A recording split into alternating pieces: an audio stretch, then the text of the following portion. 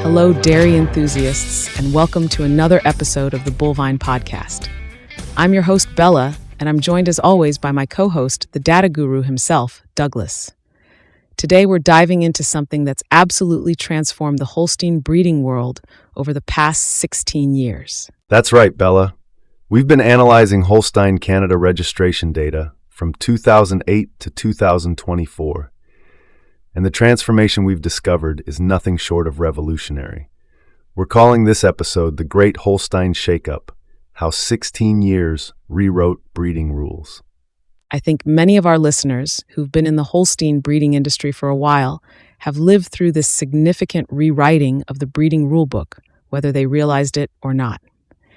Today we'll break down exactly how we went from a focus on high conformation or a 2 lactation and culled cow to a 4+ lactation, healthy, fertile, self-sufficient, high-fat yielding cow. We'll cover the death of the Super-Sire model, the shift from pretty cows to profitable ones, the impact of genomics, the emergence of new selection traits, and what all this means for the future of Holstein breeding. So let's jump right in. Let's start by talking about genetic diversity, or rather the lack of it in the past. Remember back in 2008, Bella? If you walked into any barn in Canada, practically every 7th heifer was sired by one of just 3 bulls, Doorman, GOLDWYN, or BUCKEYE. Every 7th cow? That can't be right. That would mean... The numbers don't lie. These 3 bulls alone accounted for nearly 12% of all registered females. Doorman alone had 12,165 daughters registered in 2008. To put that in perspective for our listeners, that's enough to fill about 120 average dairy barns back then. I remember those days well. Everyone wanted those same top bulls, and if you didn't use them, people almost looked at you funny. But fast forward to today, and that concentration has completely collapsed. Now you'd need to see almost 22 calves before finding one from a top 3 sire. That's not just a small shift. It's a major rejection of how we used to think about breeding. Why do you think that change happened, Douglas? Was it just that breeders got smarter about inbreeding, or was something else driving this? Multiple factors were at play. Certainly, breeders became more aware of the risks of genetic concentration, but I think it's also linked to the next big shift we saw, moving from selecting purely for show ring traits to focusing on profitability and function. This is the part that fascinates me. Remember when everyone was chasing those gorgeous, deep-ribbed show cows regardless of what they cost to maintain? Those days are gone, my friend. And those show cows were often less fertile and less robust, too. Exactly. The Holstein world has completely flipped from worshiping pretty cows to demanding farm-level profitable ones.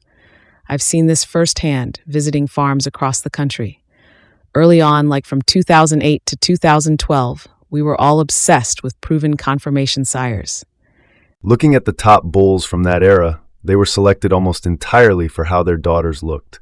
Today, the smart money is on bulls that deliver a complete package: health, production, fertility, and decent conformation. You know what nobody talks about enough, Douglas? Despite all our sophisticated genetic tools and 16 years of so-called improvement, total Holstein registrations haven't actually increased. Makes you wonder if we've been spinning our wheels, doesn't it? It's an interesting observation. I think what we're seeing is not necessarily growth in numbers, but a transformation in quality and efficiency. Take West Coast Alcove, for example. The fact that this bull has shown up in recent time periods tells me breeders are still hunting for that perfect balance between genetic progress and sustainability. Speaking of genetic progress, let's talk about the elephant in the room: genomics. Game changer or overhyped? When genomics hit the scene in 2009, it didn't just change how we select bulls. It completely rewrote who benefits from genetic advancement. Gone are the days when only the biggest operations with deep pockets could access elite genetics. It's been a true democratization of genetics, hasn't it? With over 6.5 million Canadian dairy animals genetically evaluated now, Virtually all dairy farmers have access to top 100 total merit index sires that have no holes and will produce tomorrow's complete cow. But let's be real for a second. Are we actually selecting for the right traits? The dramatic shifts in sire usage patterns suggest many breeders weren't entirely sold on those early genomic promises. What do you mean? Well, studies show genetic correlation coefficients of just 0.36 for milk yield, 0.29 for fat yield, and 0.19 for overall type with longevity. Not exactly sure bets, are they? So you're saying genomic predictions aren't perfectly correlated with actual performance? Correct. But the most mind-blowing impact of genomics has been on generation intervals. Let me share some numbers with you. In 1980, it took over 10 years, specifically 10.4 years, for genetic improvement to move from one bull generation to the next on the sire-to-bull path. And now? Now it happens in just 2.5 years. That's a 76% reduction. The same pattern holds across all selection paths: dam to bull, sire to cow, and dam to cow. Overall, the total generation interval has dropped from 32 years to just 13.2 years. That's like going from sending letters by Pony Express to instant messaging. No wonder we're seeing such dramatic shifts in sire usage. We're cycling through and benefiting from genetic options at warp speed. And we need to be prepared for what's coming. With a major genetic base change coming April 1st, 2025, PTAs for USA Holsteins are about to drop by roughly 750 pounds for milk, 45 pounds for fat, 30 pounds for protein, and 0.6 for PTAT. That's going to shake things up. This leads us perfectly into our next topic, the new traits taking over. Douglas, I've noticed breeders talking a lot more about novel traits recently. This isn't just trendy chatter. It's a necessary evolution to survive in tomorrow's industry, isn't it? Absolutely. Between 2016 and 2024, we've seen a huge surge in interest for polled genetics, E208 milk, milk solids yield, and health and reproduction-related traits that directly impact a farm's bottom line. Ignore these trends at your peril, listeners. The upcoming net merit index revisions will put even more emphasis on butterfat yield, feed conversion efficiency, and cow livability. Let me share the numbers. In the current net merit index, protein accounts for 19.6% of emphasis. In the April 2025 revision, that drops to just 13%. Meanwhile, fat emphasis increases from 28.6% to 31.8%. That's huge for farmers deciding where to put their selection pressure. What's really striking is the increase in feed saved, going from 12% to 17.8%. This reflects the industry's growing focus on efficiency and sustainability. Let's talk fertility, Douglas. Want to see why fertility traits suddenly matter so much? Take a look at these real-world numbers. The mean sire cow conception rate is just 0.43. That means the average Holstein needs multiple services to conceive, and the 56-day non-return index is only 0.50, telling us that too many cows are being bred to below-average sires and need to be rebred within 2 months. No wonder fertility has become such a hot selection priority. These numbers directly hit the pocketbook. Every time you have to rebreed a cow, that's another straw of semen, more labor costs, and an extended calving interval affecting your bottom line. The good news is that genetic selection is actually working. As Butler and others have shown, sire genetic merit for daughter fertility traits is improving rapidly in the dairy breeds, including the Holstein.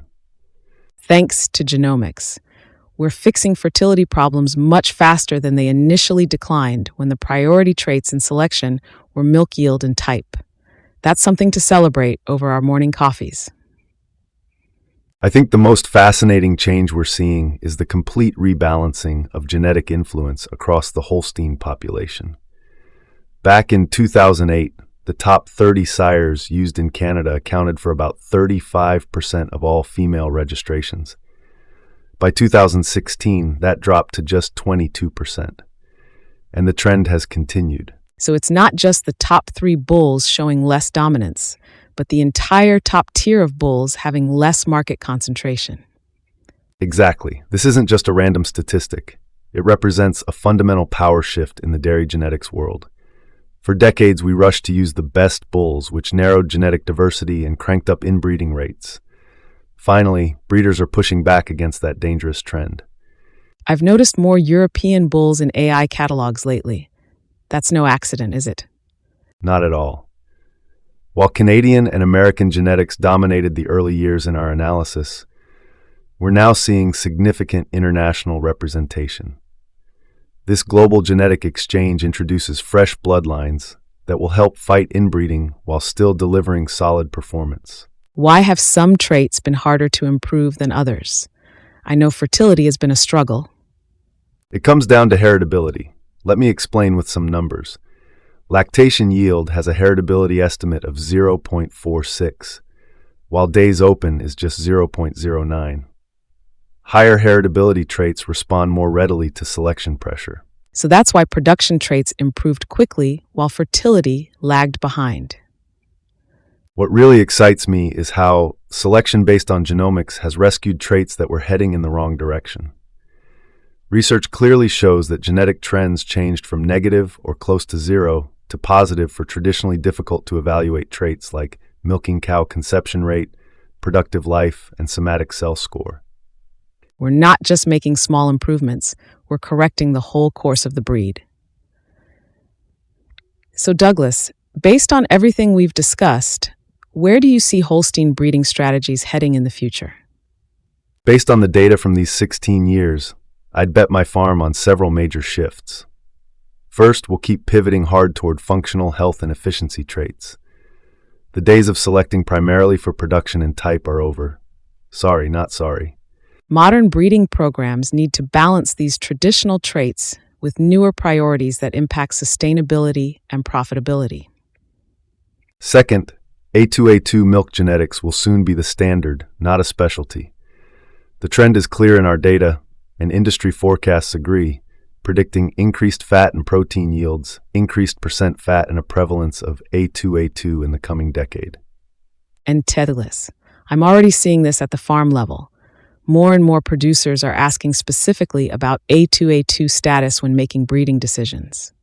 Third, new data and information resulting from new technologies and methodologies will continue to help drive the acceleration in genetic progress while addressing genetic diversity concerns. With 90% of Holstein registrations submitted electronically, our industry will have the infrastructure for sophisticated genetic management.